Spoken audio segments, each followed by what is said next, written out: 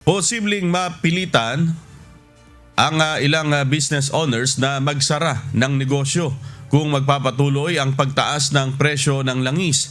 Ayon kay Sergio Ortiz Luis Jr., presidente ng Employers Confederation of the Philippines at Philippine Exporters Confederation, tumataas ang gastos ng mga kumpanya lalo na sa transportation habang numinipis naman ang kanilang kita. Kahapon inanunsyo ng Department of Trade and Industry na walang magiging pagtaas ng presyo sa mga pangunahing bilihin hanggang April 30. Gayunman, giit ng ilang negosyante, hindi may iwasan ang price adjustments kung magtatagal ang krisis sa enerhiya.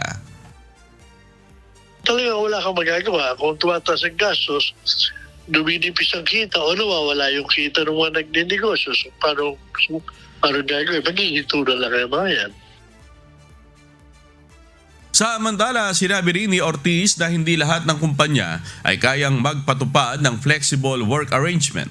Ito'y kasunod ng panawagan ng pamahalaan sa mga nasa pribadong sektor na suportahan ang ginagawang pagtitipid ng enerhiya.